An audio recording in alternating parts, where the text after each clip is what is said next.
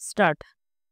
महाराष्ट्रात दरवर्षी खरीप आणि रब्बी हंगाम मिळून साधारणपणे 70 ते 75 लाख मेट्रिक टन रासायनिक खतांचा वापर केला जातो. खरीप हंगामात सुमारे 47 लाख मेट्रिक टन तर रब्बी हंगामात 27 लाख मेट्रिक टन रासायनिक खते वापरली जातात.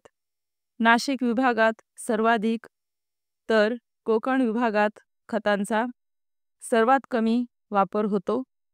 राज्यात खरीप रब्बी हंगामासह द्राक्ष, डाळिंब, पेरू, संत्री, मोसंबी आदी पीक फळांसह इतर नगदी पिकांसाठीही रासायनिक खतांचा वापर केला जातो. हंगाम चांगला राहिला, पाऊस आणि पेरण्या वेळेत झाल्या तर खतांची मागणी वाढते. नत्र, स्फुरद आणि पालाश या रासायनिक खतांची मागणी सातत्याने वाढत आहे. राज्यात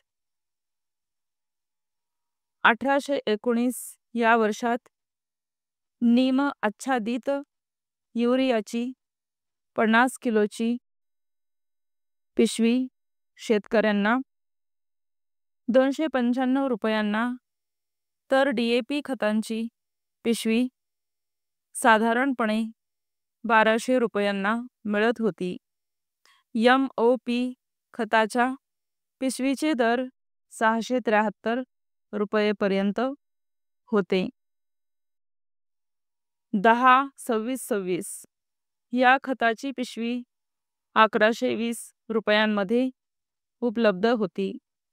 गेल्या 5 वर्षात युरियाची किंमत स्थिर असली तरी इतर खतांच्या किमती वाढल्या आहेत. सध्या युरियाची 50 किलोची पिशवी 295 रुपयांना मिळत आहे, तर DAP खताच्या पिशवीची किंमत 1350 रुपये पर्यंत वाढली आहे. MOP खताची किंमत 875 रुपयांवर पोहोचली आहे. 10-26-26 NPK खतांची पिशवी 1470 रुपयांना मिळत आहे. कमाल किरकोळ दराने युरियाची विक्री केली जाते. शेताच्या बांधावर दिल्या जाणाऱ्या युरियाची किंमत आणि निव्वळ बाजारभाव यातील फरकाएवढे अनुदान युरिया उत्पादक आयातदाराला केंद्र सरकारकडून दिले जाते. केंद्र सरकार रासायनिक खतांसाठी पोषक घटकावर आधारित अनुदान योजनेअंतर्गत अनुदान देते. खतांमधील पोषक द्रव्यांच्या आधारावर म्हणजे त्या खतात किती किलो नत्र, स्फुरद, पालाश आणि सल्फर आहे त्यानुसार हे अनुदान दिले जाते. स्टॉप.